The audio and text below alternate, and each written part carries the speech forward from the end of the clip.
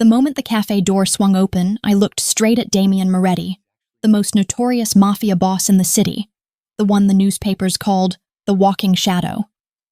He walked up to my counter, placed both hands on the cold steel surface, and said his first sentence without warning. "If you tease me again, I'll take it as a declaration of war." I froze for 1 full second. Not because of the threat, but because I had never teased him. At least, not that I remembered. I forced my voice to stay steady. "Do you want to order a drink or start a fight?" Damien leaned down just enough for only me to hear his whisper.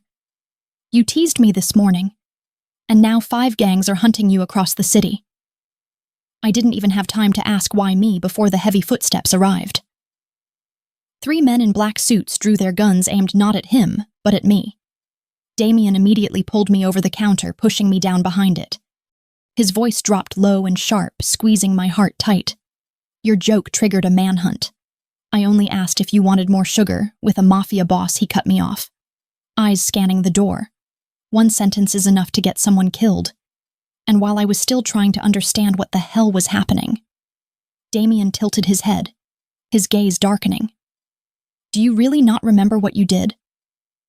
I tried to tell him that I didn't know who he was, that I didn't follow the news about crime bosses or notorious figures because, honestly, I was too busy working 2 jobs just to keep the heat on in my tiny 4th-floor apartment, and the name Moretti was just a beautiful foreign sound to me, not a warning sign.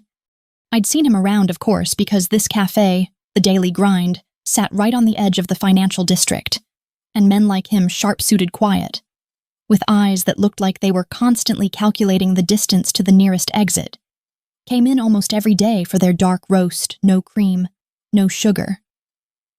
That morning, though, he had looked particularly tense, lines of stress etched around his mouth as he waited, and I remembered smiling, just trying to break the heavy silence that seemed to follow him like a personal thunderstorm, and I said the words that now felt like they were setting my entire life on fire. "If you glare any harder, the coffee might boil itself without the machine." It was a stupid, small, meaningless joke, a tiny piece of brightness I tossed into the endless void of his seriousness, and I watched his expression flicker just for a moment, like he hadn't heard a genuinely light-hearted thing in years. And then the tension snapped back tighter than before, a deep furrow appearing between his dark brows. He hadn't said anything back, just took his cup paid and left, but now hiding behind a counter smelling of stale espresso and fear. His eyes were burning into mine, and the only thing I could focus on was the terrifying realization that my harmless attempt at cheer had somehow, in some universe I didn't belong in, just earned me a death sentence. The cold reality of it sinking in and making the bones in my spine feel like brittle glass. The floor was sticky beneath my palms, and I could hear the desperate, ragged sound of my own breathing, completely overshadowed by the heavy, deliberate footsteps of the 3 men closing in. The sudden crash of ceramic hitting the floor, a sound that sliced through the tension like glass, was the signal for chaos to erupt, and I saw Damien's body language shift instantly, going from merely dangerous to lethal. In the space of a heartbeat, his broad back, now a granite shield between me and the 3 black suits, who were already moving toward the counter, with a predatory certainty that made my stomach clench. His movements weren't hurried or wasted. They were economical and brutally precise, the result of years spent perfecting the art of violence, and I didn't see him pull a gun or even tense up dramatically. Instead, he moved like a whip, cracking a blur of tailored black fabric.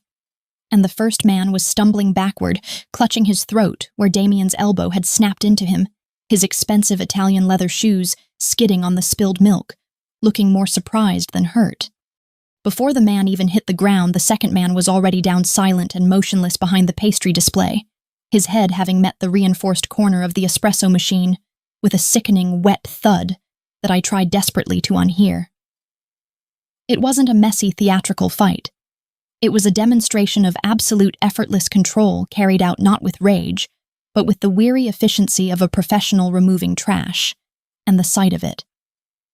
The sheer casual violence was so far removed from my world of foam art and tips jars that it felt like I was watching an impossible scene unfold from behind a dusty film screen, realizing that the men around him weren't just bodyguards, but quiet, terrifying extensions of his will.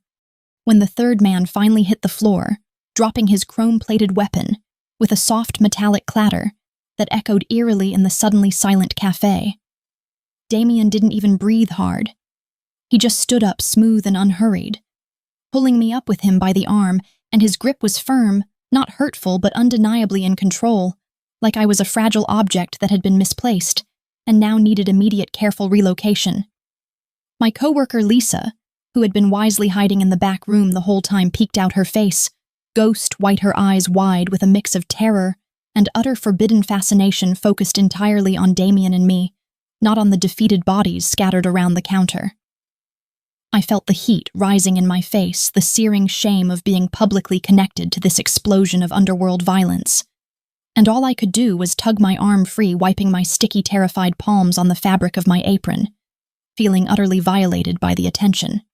It was in that quiet, loaded moment, with the scent of gunpowder faintly mixing with burnt coffee, and the heavy silence of the defeated men, that Damien finally looked down at me, his face utterly unreadable, and I could hear Lisa's shaky whisper from the storage room, a thin, horrified sound that seemed to carry the weight of the entire neighborhood's judgment.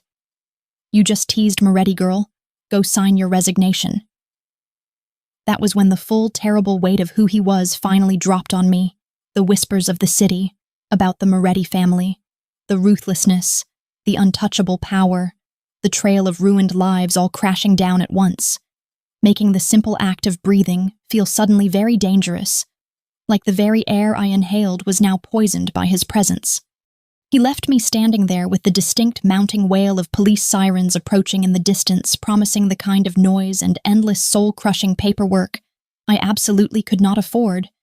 And as he walked out, moving through the shattered glass and spilled sugar with the indifference of someone stepping over raindrops, he didn't say a word, didn't offer a single piece of clarification or comfort, just opened the door and disappeared, back into the anonymous rush of the morning crowd, as if nothing more than a minor transaction had occurred.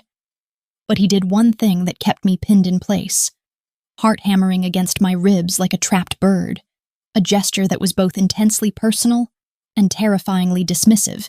He dropped a folded piece of paper onto the counter right next to the register, where I kept the emergency reserve of $20 bills and the stray saccharin packets.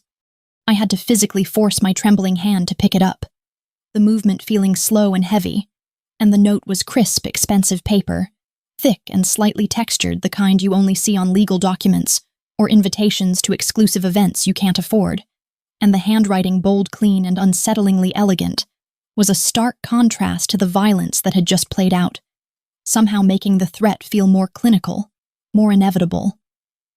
"Don't push your luck again, little troublemaker." It wasn't signed, but it didn't need to be. The sheer casual entitlement of the message was signature enough, making my blood run cold because it felt like a warning, not from a dangerous stranger, but from someone who somehow already knew me, someone who had already decided I was his to warn a tiny piece of property that had dared to step out of line. The rest of the day was a grueling, miserable blur of police reports, hushed interrogations, where I lied badly about knowing the men, or having any idea who Damien was, and the crushing financial realization that my job, the only thing keeping me afloat, was definitely gone. The manager, Arthur, barely meeting my eyes as he handed me my final meager check. I remember walking home that night, the city lights feeling too bright and too exposed, every sudden sound making me flinch, and I couldn't shake the feeling of being watched, a prickly sensation crawling over the back of my neck that made every shadow look like it was hiding something specific to me. That's when I saw them. The black SUVs parked a block away from my apartment building, sleek and imposing, completely out of place on my dingy residential street, where the nicest car was usually a beat-up Toyota from the late 90s or a delivery truck. There were two of them positioned perfectly to observe the only entrance to my building without themselves being conspicuous to casual traffic. And they weren't running, but the windows were tinted so dark you couldn't see inside, and their very presence felt like a heavy, silent judgment, making the hairs on my arms stand up in a terrifying salute. I tried with a desperate, futile effort to tell myself it was a coincidence that maybe a rich person was visiting a relative in the building, or that it really was some kind of highly organized movie shoot that just happened to choose my depressing little street.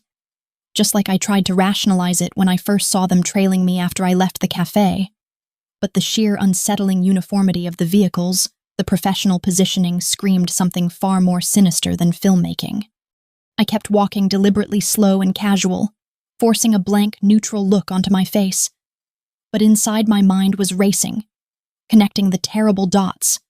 The note, the boss, the three thugs, and now the relentless surveillance, all painting a clear picture that my life was no longer my own, that I had stumbled into a high-stakes underworld story that was way too big for me, and the only person who seemed to be pulling the strings was the one who claimed I had started it all with a bad joke about hot coffee, effectively blaming me for his choice to interfere.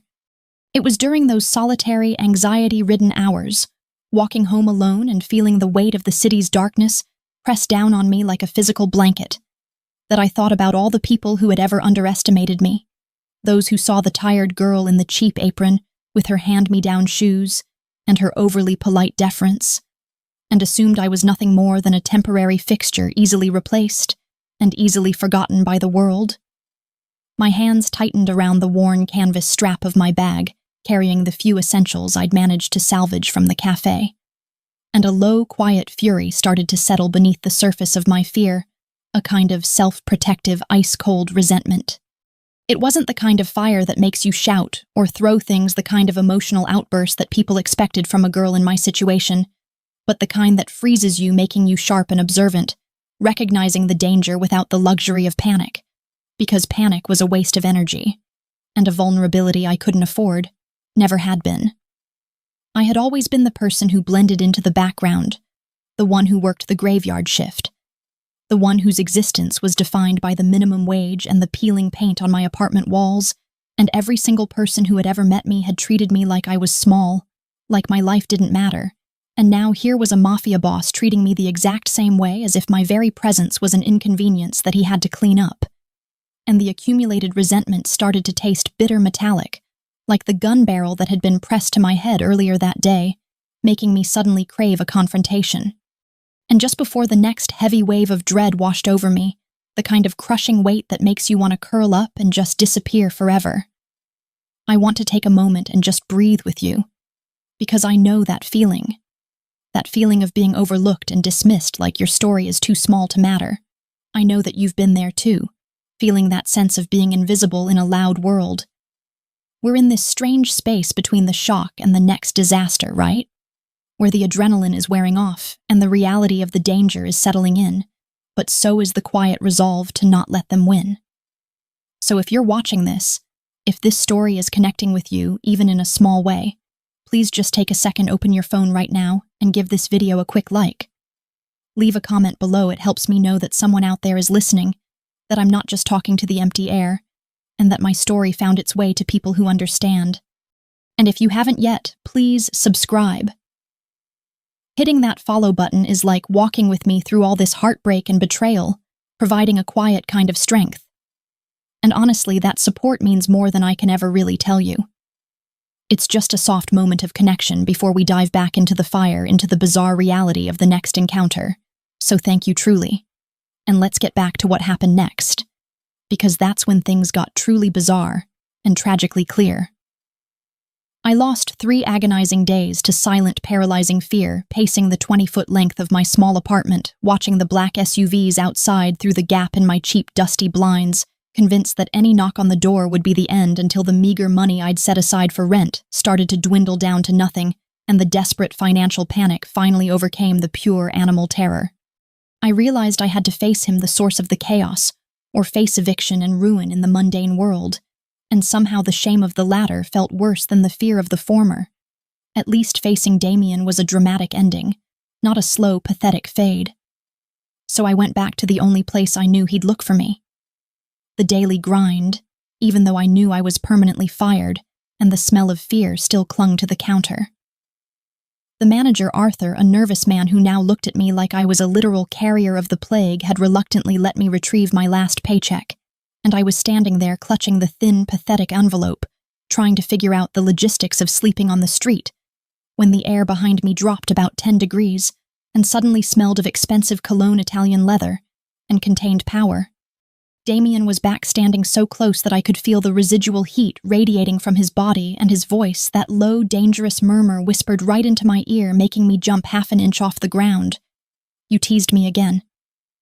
I spun around, ready to defend myself, ready to tell him that I hadn't said a word since the last time that he was imagining things. But then I noticed his eyes. They weren't angry. Not exactly, but they were deeply unsettlingly focused. The kind of focus that a classical sculptor gives to his stone, or a predator gives to prey. And it just threw me off balance, making my rehearsed defenses vanish. He wasn't looking at me like he was trying to clean up a mistake anymore, or even like I was a threat. He was looking at me like he was trying to solve a puzzle, something intricately beautiful and highly important that had been lost and found again. And the sheer intensity of his gaze was far more unnerving than the 3 gunmen had been, because it felt like he was seeing something in me that I didn't even recognize myself. My emotional defenses, which were already threadbare from stress, frayed completely, and I reverted to my old terrible habit of dealing with pain or fear by making a small bad joke a way to put distance between myself and the inevitable. "Oh, did I?" I heard myself say the words, sounding falsely cheerful even to my own ears, trying to cover the fact that my hands were shaking so hard I had to shove them into my apron pockets. "Well, I guess I owe you a peace offering then, Mr. Moretti. You can't very well declare war on a person who gives you free food." I grabbed a few of the day-old almond croissants and cinnamon rolls that Arthur was about to throw out, the ones that were still perfectly fine, but just past the official fresh window, and I piled them onto a small paper plate, presenting them to him with a ridiculously large, nervous smile. "Consider this the ceasefire bonus," I said, trying to push the plate into his hands, and I watched, utterly fascinated, as this terrifying, all-powerful man looked down at the pile of slightly stale sweet pastries like they were ancient artifacts that had been placed there by an alien civilization, something completely foreign to his harsh, regimented world. He didn't take them. He didn't move. He just stared not at the pastries but at me, his expression shifting subtly from that intense, almost hungry focus to something profoundly, heartbreakingly sad, a sudden, fleeting look that completely wiped away the hard-edged Mafia boss facade and left behind a man grappling with a painful, immediate ghost.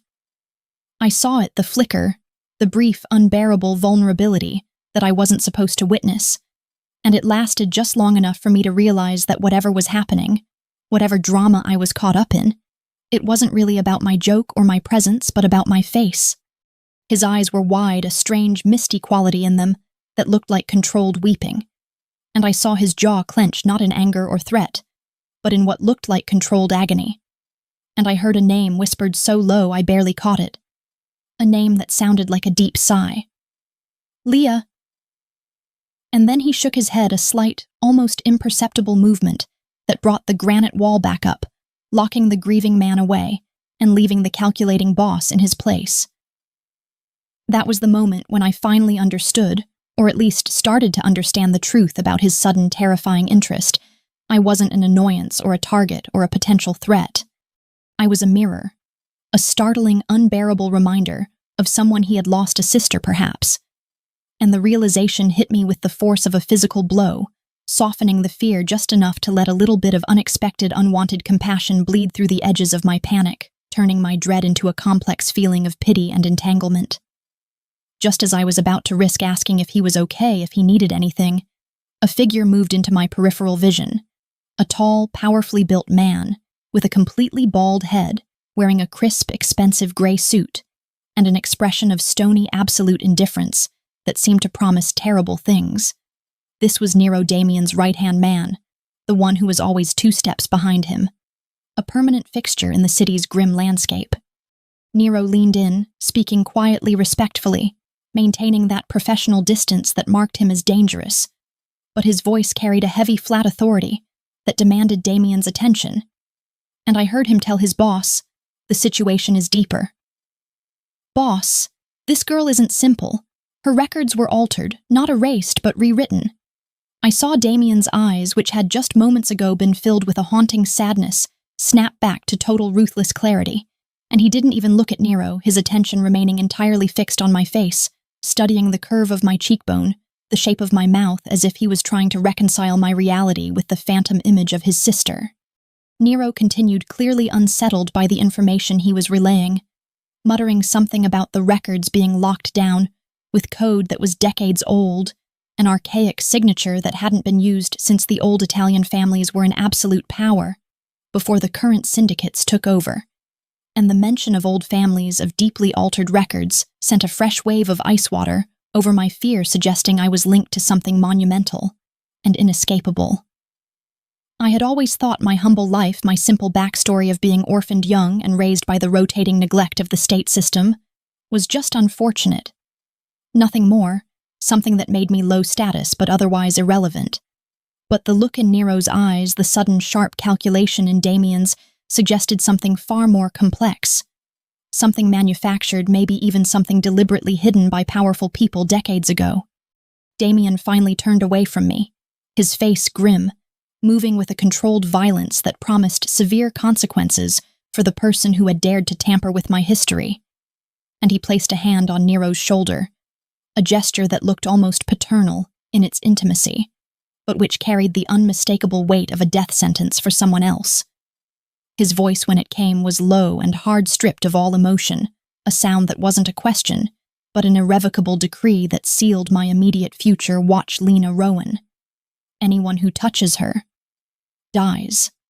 He said my name, Lena Rowan, like it was a prayer or a curse, a newly acquired possession of incalculable value.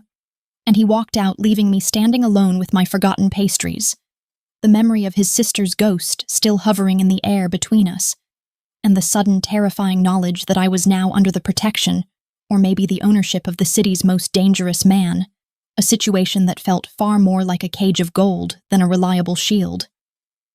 The shift in my life was instant and total, a transition from being utterly invisible to being a constant, unnerving spectacle. And the rumors started immediately spreading through the district, like wildfire, lighting up my humble existence with a grotesque, lurid glow that made me feel exposed and ashamed. It wasn't just the black SUVs anymore, though they remained a constant, silent presence outside my building. It was the way the other patrons at the communal laundromat would stop loading their machines and watch me with wide, horrified eyes, treating me like a zoo exhibit, or the way the local bodega owner, Mr. Chen, who used to always give me a discount on my sad little dinners and chat about the weather, now refused to even meet my gaze, sliding my purchase across the counter, as if my touch might contaminate the goods. I was the cafe girl, the girl from the wrong side of the city, who had somehow impossibly landed herself in the orbit of the great Damien Moretti, and in the eyes of everyone around me that proximity didn't elevate me. It stained me, turning me into something dangerous and morally compromised by association. People wouldn't just avoid me, they'd actively cross the street when they saw me coming, pull their children closer, or whisper pointedly just loud enough for me to hear snippets like, "She's dating the Mafia, she must be paid well for it," or "She brought that whole mess here now, the danger is on our doorstep." And the humiliation of it was a constant burning fever under my skin, making me feel like an infectious disease walking around in perfectly normal clothes, wishing I could disappear into the ground. The final devastating blow to my attempt at clinging to a normal life came a week later, when I was trying with desperate futility to find a new job, filling out a complex 3-page application form at a smaller, quieter coffee shop across town, and my phone rang, its cheap ringtone sounding loud and intrusive in the quiet establishment. It was Arthur, the nervous manager from the Daily Grind, his voice a frantic, almost hysterical squeak on the line, telling me that the coffee shop had been robbed again, not by the professional thugs from Damien's world, but by some desperate low-level junkies who had seen the news and thought the place was an easy target, and he was absolutely beside himself, sobbing that he couldn't handle the pressure, the fear, the constant threat of violence anymore. He begged me to come over just for moral support, since I was the only one who had seen this level of chaos and stupidly driven by some deeply ingrained, misplaced sense of loyalty to the struggling underdogs. I went arriving just as the weary, overworked police were pulling away, leaving a gaping, roughly boarded-up hole where the front window used to be. The scene inside was chaos, overturned tables, sticky pools of spilled soda, and Arthur sitting on the floor behind the counter, head in his hands, trembling like a leaf, looking completely broken. I barely had time to ask him if he was okay before one of the robbers, a skinny kid with eyes wild and vacant from drugs, who had somehow managed to evade the remaining officers during the cleanup, grabbed my arm, his grip surprisingly strong and desperate, and before I could even scream, I felt the cold, undeniable press of a gun barrel right against my temple. Everything went silent, then the world narrowing down to the terrible, specific weight of that cold steel and the frantic, shallow breathing of the kid holding me. And I closed my eyes, accepting the fact that this was it, that my life, which had just barely started to get interesting, was going to end here, a meaningless statistic over a few $100s in a cash register that was already empty. I was wrong, of course. The silence was broken by the familiar heavy thud of a closing door, a sound that carried the certainty of fate. And when I opened my eyes, Damien was there standing in the wreckage, dressed in a flawless black suit that looked completely unmarred by the chaos, looking like an angel of death, who had just decided to drop in for a quick visit, and was mildly annoyed by the mess. He didn't shout, didn't draw a weapon that I could see, but the entire room seemed to dim, just from the sheer contained force of his presence, and the skinny kid holding the gun, who was clearly already high and panicking, looked like he was about to collapse, his already trembling hand, now shaking uncontrollably against my head. Damien didn't even address the kid. He spoke only to me, his voice strangely calm, a soothing counterpoint to the terror that was gripping my throat, telling me gently, with the precision of a doctor giving an instruction, "Lena, drop your shoulder and step 2 paces to your left." I did it automatically, a small involuntary movement, and in the microsecond I moved out of the direct line of fire. Damien lunged a flash of pure brutal efficiency, and the gun was ripped from the kid's hand, spinning across the floor, before Damien delivered a short, sharp blow that dropped the robber instantly cleanly without a sound, a horrifying demonstration of why he was called the Walking Shadow. The subsequent scene was pandemonium, the police swarming back in, arresting the downed robbers and trying to figure out what the hell had just happened and who this new, impeccably dressed hero was. But Damien didn't wait for any applause or commendation. He just grabbed my arm again, his grip firm and insistent, pulling me out the back door away from the flashing police lights and the sickening smell of fear and burnt coffee, shoving me into the back seat of one of the familiar black SUVs that were always parked nearby, always waiting. I was still shaking uncontrollably, the image of the gun pressed to my skin, burned into my mind, and the adrenaline was giving way to a white-hot, consuming rage, a deep, furious anger that finally eclipsed the fear I had been carrying for weeks. I didn't care who he was or what he wanted, or that he had just saved my life from a junkie. All I knew was that his world was toxic and infectious ruin that was spreading to everything I touched, and his presence had ruined everything I had built, no matter how small or insignificant it was. I turned on him, my voice tight and raw, tears finally escaping my eyes. Not tears of fear, but of sheer exhausted frustration, the emotional dam finally breaking. "You ruined my life!" I shouted, the sound echoing harshly in the expensive quiet of the car's interior. "I lost my job.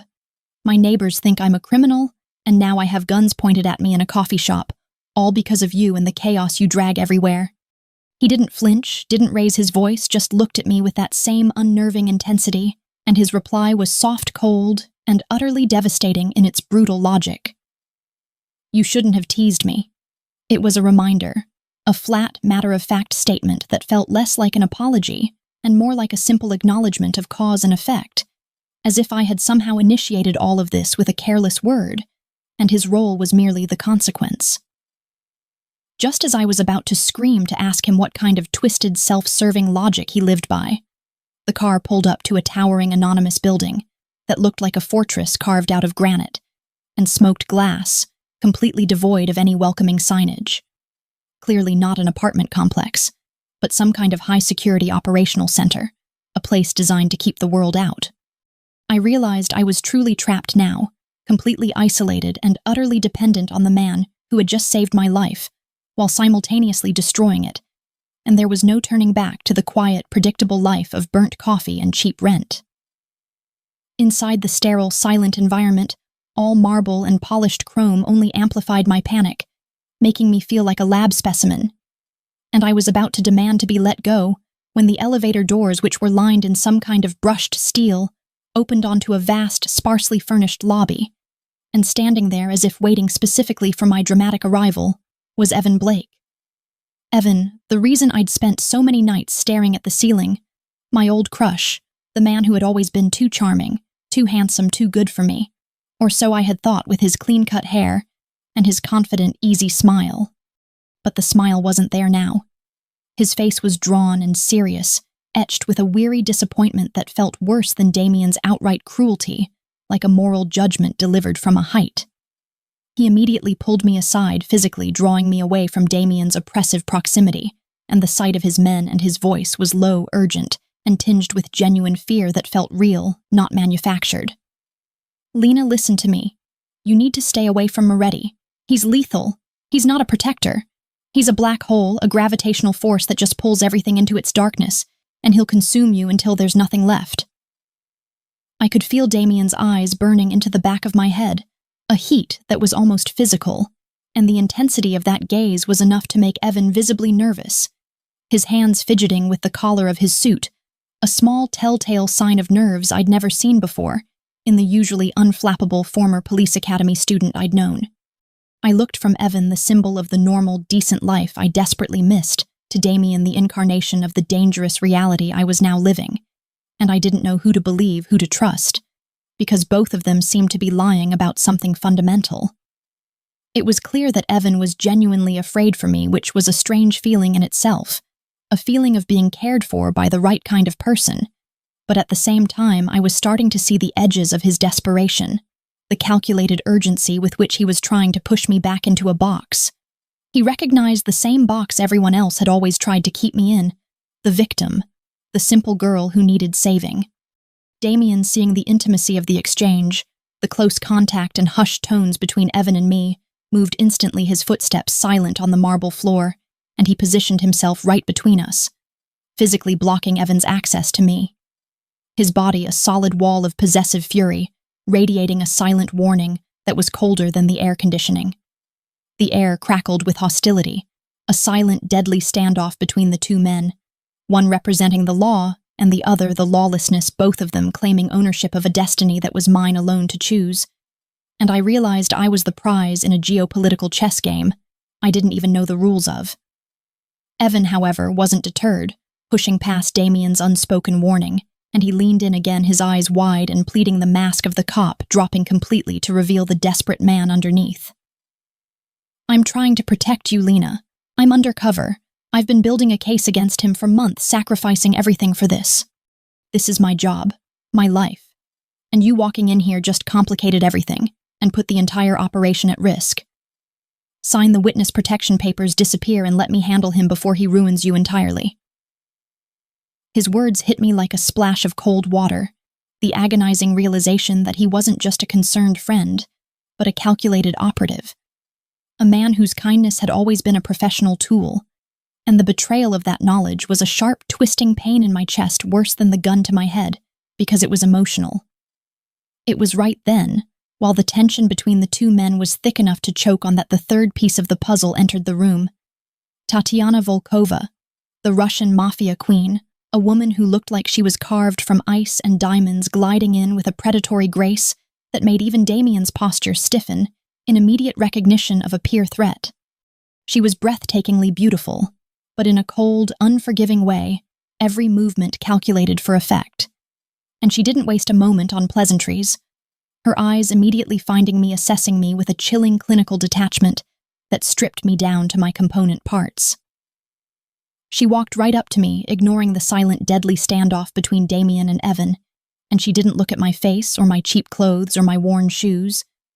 She looked only at my left wrist, where a thin, pale, almost invisible scar, a mark I'd had since childhood, something I always assumed was just a clumsy accident from falling out of a tree or scraping myself on a rusty fence, ran across the delicate bone. She smiled, a slow, terrible curve of her lips that didn't reach her eyes, and she tilted her head like a snake preparing to strike, whispering, just loud enough for all three of us to hear her voice a silk-wrapped knife. The mark of the Falcone family. It's real. That idiot doesn't even know what he's holding or who he's protecting. The world spun on its axis in that second, the cryptic words from Nero about altered records and old families suddenly crashing into Tatiana's damning statement, and I looked down at my wrist at the faint, innocuous line that suddenly felt like a brand, a signature on a document I'd never read, the key to a history I never asked for. I wasn't just some orphaned girl anymore. I was a piece of history, a relic of a past that everyone wanted to control. And I looked back at Damien, whose jaw was now clenched so tight I could see the muscle twitching his expression, a mixture of profound shock and reluctant, terrible confirmation, as if the secret he had sensed was far worse than he had imagined. The revelation was like a heavy stone dropped into a previously clear pool, sending ripples of understanding out across the room, and I saw the predatory gleam in Tatiana's eyes intensify, a look that said she had just found the key to unlock a kingdom and destroy an enemy simultaneously. Damien, recognizing the immediate existential danger this revelation posed, acted instantly, grabbing my arm, the unscarred one, and dragging me away with a desperate force, pulling me down a corridor and into a silent, heavily guarded room that felt more like a vault than an office. The thick steel door closing behind us with a resonant thud. He started barking orders into a secure phone, his voice a low, furious rumble in rapid-fire Italian, the words sharp and incomprehensible, and I stood there leaning against the cold mahogany paneling, feeling like my entire identity had just been ripped from me and replaced with a terrifying, powerful secret. I didn't want a lineage of violence I never asked for.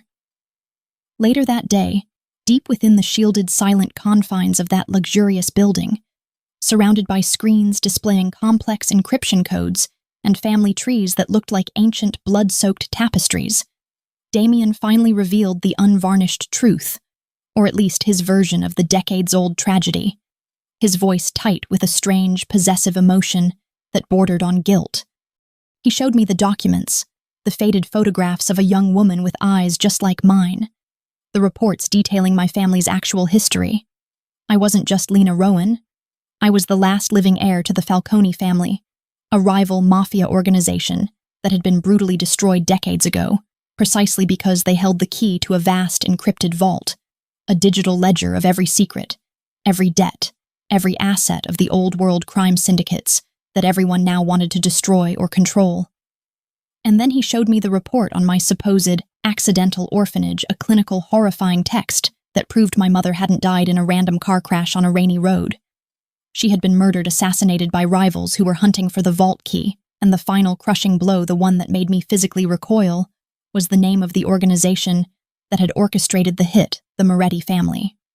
The air left my lungs in a sharp, painful rush, and the room, even with its expensive insulation and filtered air, felt suddenly cold, the kind of deep, bone-chilling cold that comes from a profound sense of historical betrayal and existential horror. My mother, the woman I never knew, murdered by his people, by the family, whose boss was now standing here claiming to protect me, claiming to be haunted by my resemblance to his dead sister, making my presence a bizarre sort of penance. I felt sick, physically nauseous, and the realization was a thick, bitter taste in my mouth. I wasn't just a key, I was a ghost. A remnant of his family's violence and his protectiveness felt suddenly like a selfish act of controlled guilt, a way to atone for a crime committed long ago, a moral debt he was trying to repay through my survival. Tatiana's words, the ones she was now broadcasting across the entire underworld to sow chaos and distrust, rang in my ears like a death knell. Lena Rowan is a secret heir. The idiot doesn't even know her worth. The humiliation was profound, the feeling of being a secret asset, an unwitting pawn, whose only value was the information her birthright held, and I could feel the last remnants of my naive, simple, small identity crumbling into toxic dust. Evan, the frustrated undercover cop, found me shortly after, looking haggard and utterly defeated, clearly worried that my connection to Damien would completely compromise his entire operation and years of work, and he pressed the witness protection papers into my hand, his voice strained and desperate, treating me like I was a runaway child who was too stupid to know what was good for her and needed firm, immediate handling. Sign them, Lena. Now. Before he can use you.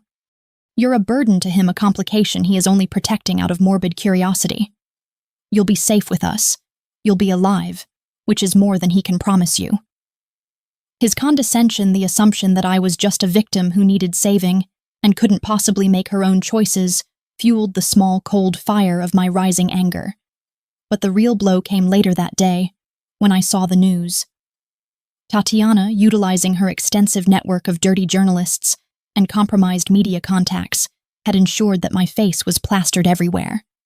Photos of me leaving Damien's fortress. Photos of me looking tired at the cafe, all overlaid with mocking, damning headlines that cut me to the core. Cafe girl sleeps with Mafia for money, and Moretti's new accessory, the Falcone heir, a cheap price for power. The venom, the sheer public cruelty of the headlines, felt like a slap across the face, a brutal reminder that in this world, my worth was only measured by the men I was associated with, and what I could offer them. I looked at Damien, who had remained utterly silent throughout the media firestorm, his face a perfect mask of control, his jaw rigid, and his silence felt like an acknowledgement, a subtle confirmation that he did indeed see me as a tool, as an asset, as the key that unlocked his power, and not as a person who was currently drowning in the consequences of his family's violence. The pain of the past, the fact that his family had murdered my mother, coupled with the crushing reality of my present humiliation, finally broke something fundamental inside me, snapping the fragile thread of my resignation, and a terrible, exhilarating clarity washed over me. I wasn't just going to lie down and be used by a cop, a queen, or a king. I was going to fight back, but not with violence. Not with guns or thugs, which wasn't my world, but with the one thing I had always been good at. The thing that had kept me afloat when I had nothing else my mind. As a kid bouncing around in the chaos of foster homes and never quite fitting in, I hadn't had time for friends, so I had learned to code teaching myself IT from outdated library books and scavenged computers, treating the complex logic of databases and networks as a puzzle I could solve when the world outside felt like pure, unsolvable chaos. That night alone in the sterile, high-tech guest suite, he had assigned me a gilded cage. Really, I logged into the secured terminal that Damien, in a moment of arrogant overconfidence, had left open for system monitoring, and I started to work diving into the heart of his systems.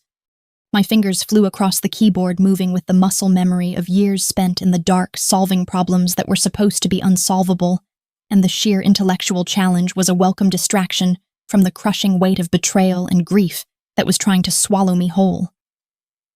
I dove deep into his encrypted databases, bypassing firewalls and security protocols that were designed to stop entire governments, and what I found buried deep beneath layers of misdirection and false leads wasn't just operational data.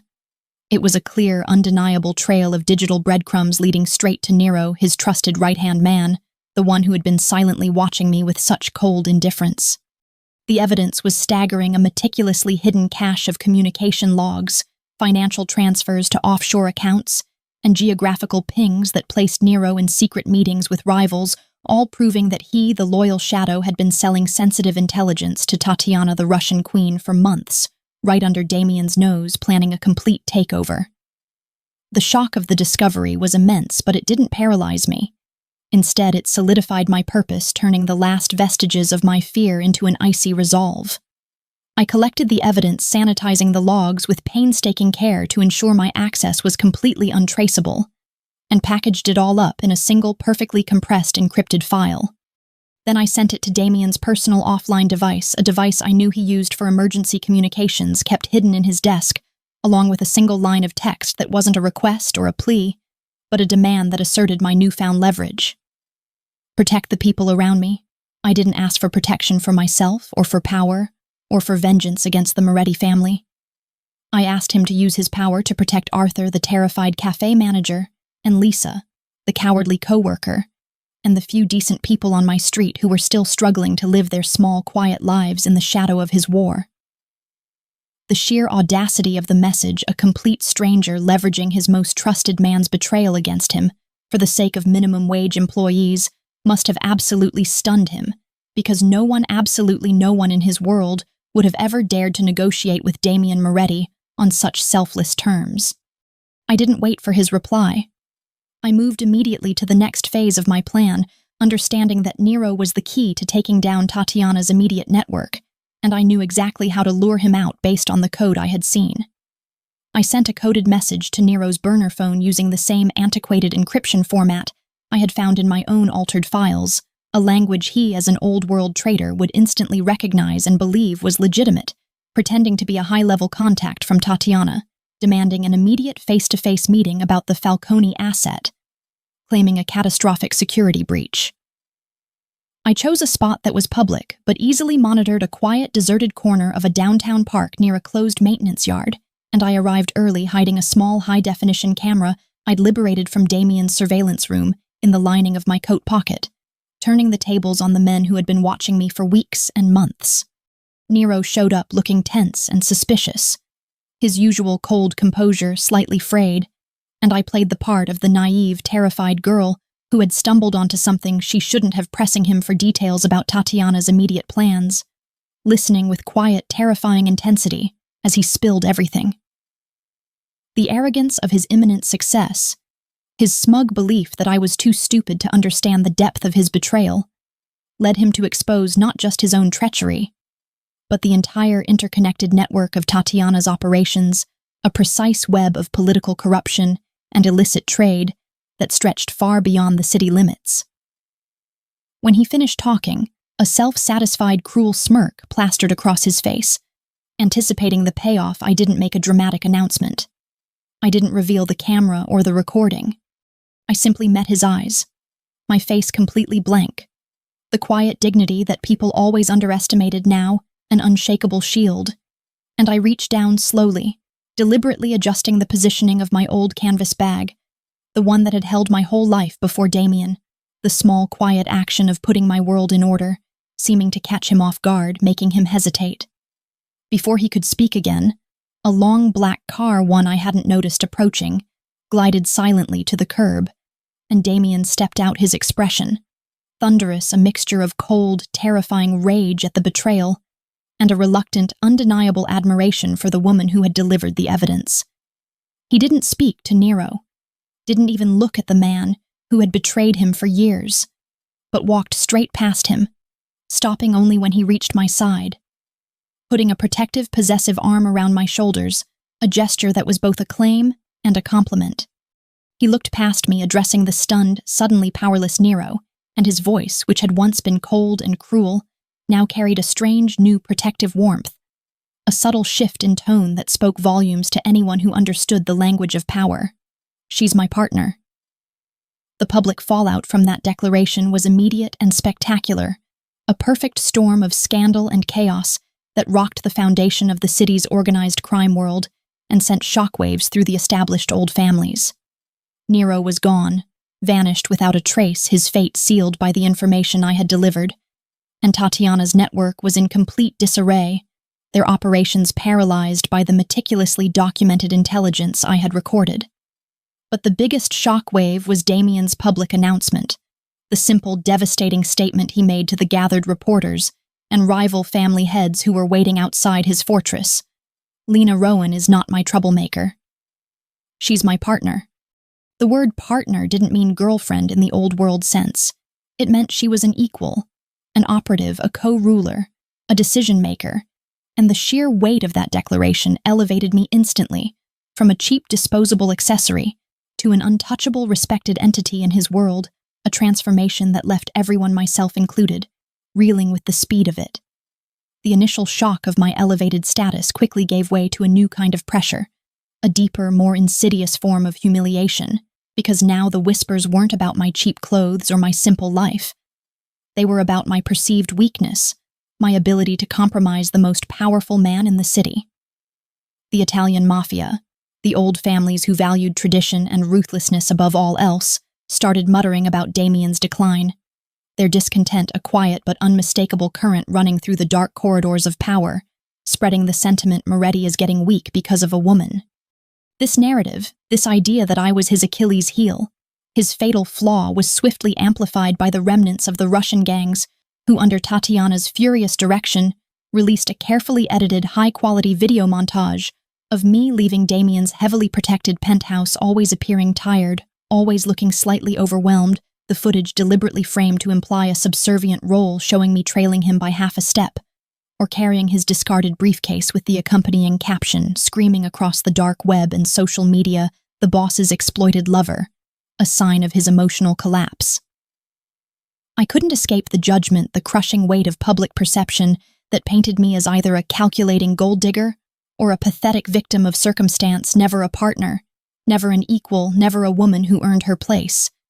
And the worst part was the way it started to chip away at my own fragile belief in the reality of our connection, making me doubt my own sanity.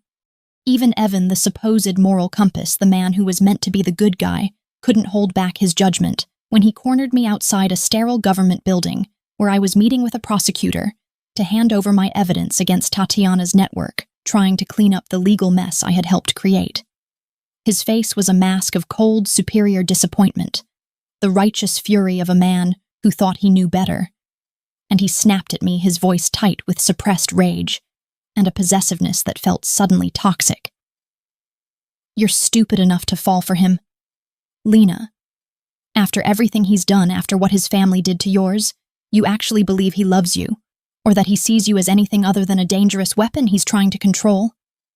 His accusation cut deep, reopening the still fresh wound of betrayal and guilt, and it forced me to confront the one fear I hadn't yet managed to silence: the ghost of his sister. Was his protectiveness truly love, a unique and genuine emotion directed at me? Or was it just a terrible, twisted form of substitution, a desire to protect the memory of his dead sister Leah by keeping me, her striking doppelganger, close and safe away, to play out a scenario where he wasn't powerless against fate? Every time he looked at me with that intense, focused sadness, the one I had first seen over the pastry plate, I couldn't help but wonder if he was seeing me at all. Lena Rowan, the one who coded and joked and resented, or if he was just looking through me at a past he couldn't let go of, and the agonizing ambiguity of his feelings became a weapon used against us both, a wedge driven into the fragile space of trust we were attempting to build in the most dangerous of places. I realized that my presence, my very existence, was causing him to lose respect, to lose standing, and to compromise the enormous empire he had built, and the crushing guilt of that realization was far heavier than any threat on my own life, making me feel like a parasite feeding on his power.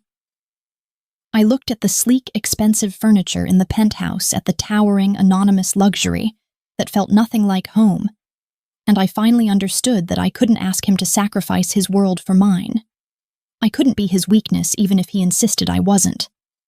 So one rainy night, while Damien was away, attending a high-stakes emergency meeting with his most loyal lieutenants, trying desperately to consolidate power and counteract the lethal rumors of his emotional compromise, I made the agonizing decision to leave.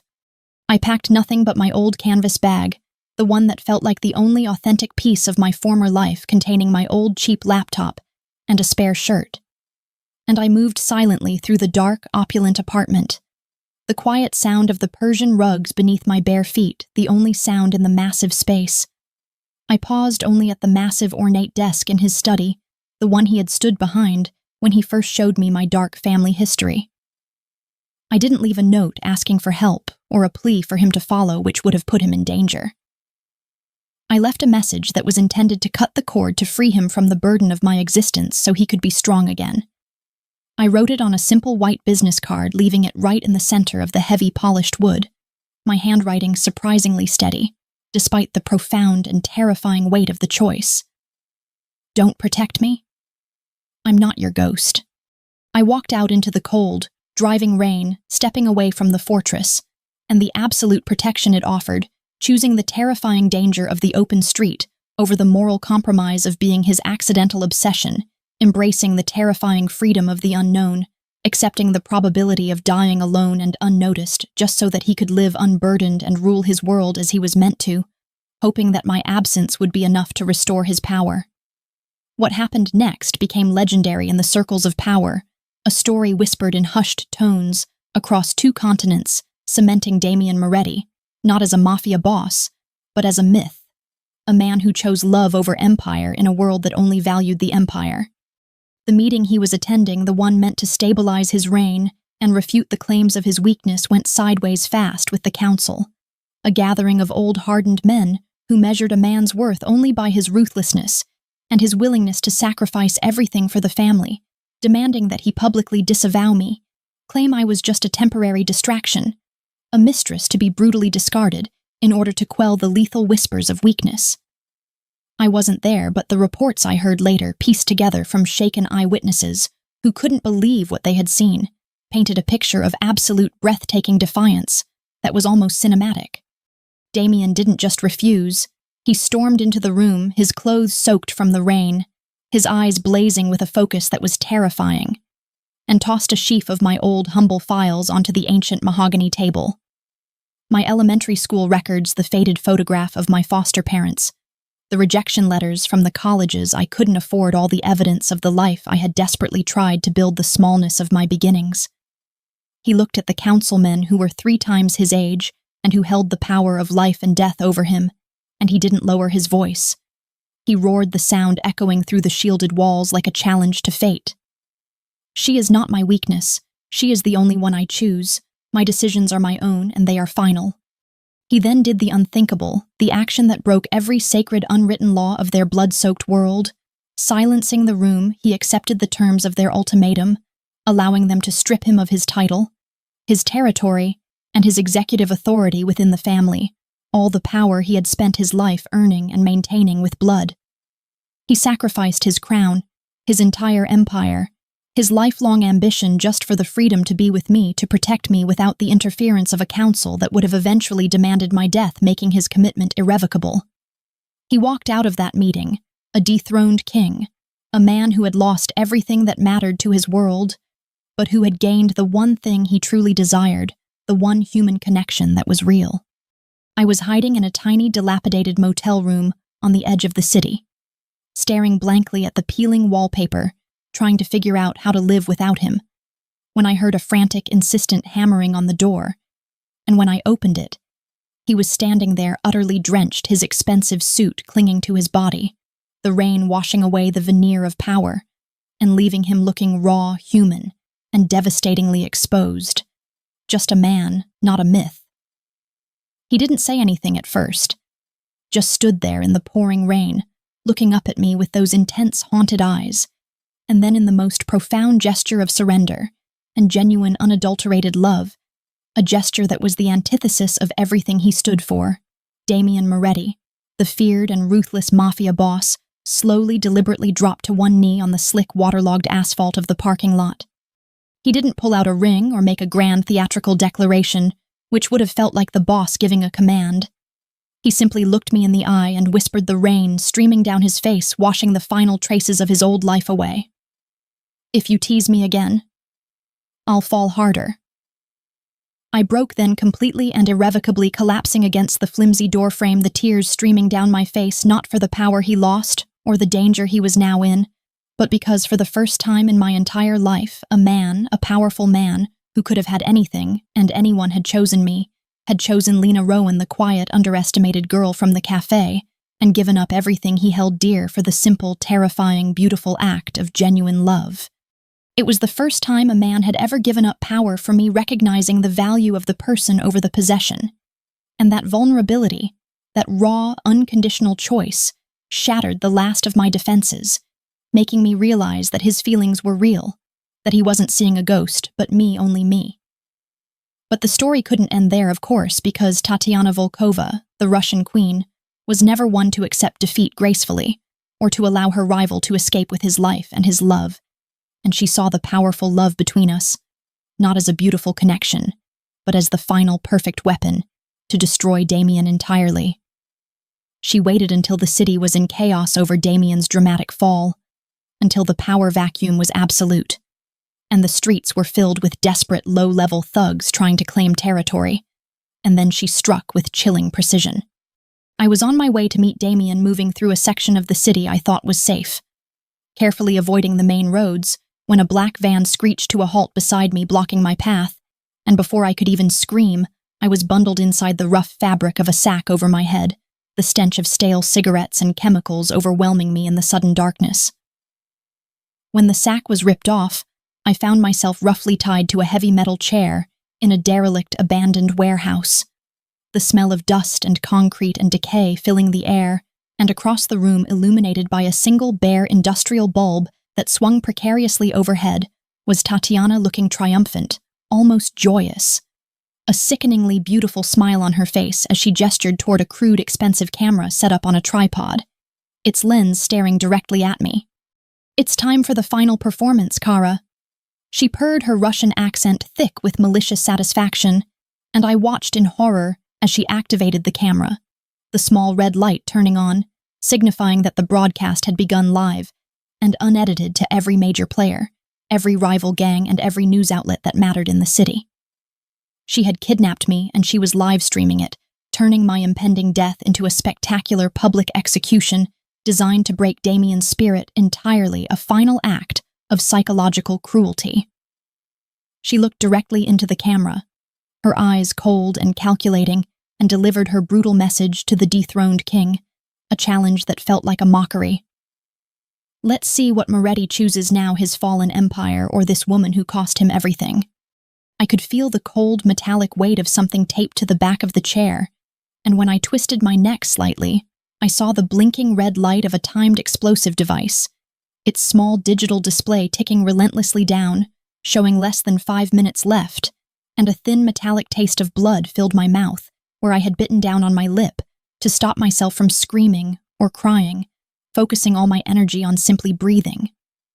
Just as the timer ticked down to the final 2 minutes, and the despair was becoming a physical pressure on my chest, the warehouse door slammed open with a deafening metallic crash, and in walked Evan, my former crush, the self-proclaimed good guy, his face pale and etched with absolute horror, and the terrible realization of his own unwitting complicity finally dawned on him. He hadn't been a knowing operative. He had been a naive pawn, manipulated by Tatiana, who had used his desperate need for justice and his lingering confused feelings for me to track and trap me in the ultimate act of betrayal.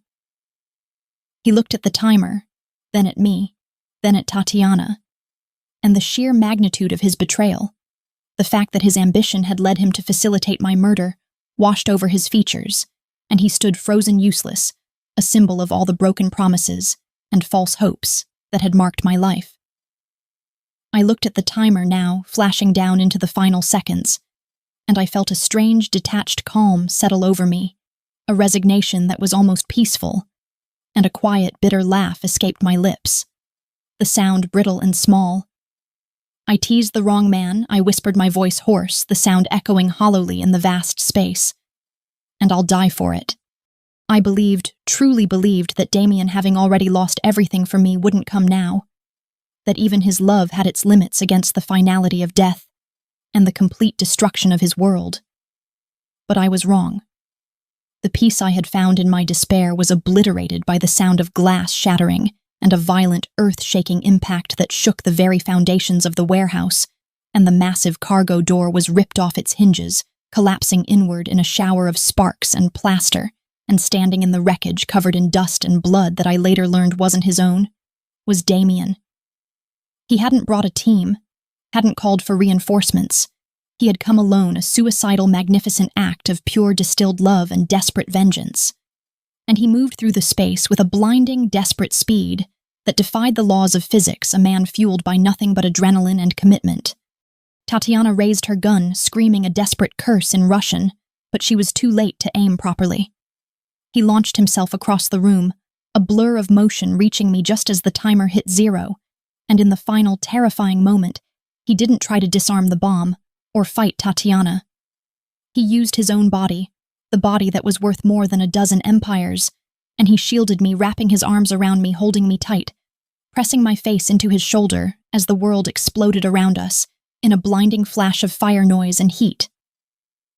The next thing I remember is the terrible taste of smoke and the blinding, strobing light of the emergency floodlights that had somehow been activated, and the feeling of concrete dust raining down on my face along with the smell of ozone and burnt metal. I was alive miraculously, terrifyingly alive, protected by the sheer mass of Damien's body, which was now riddled with shrapnel and burns, his breathing shallow and ragged, the expensive suit torn and smoking.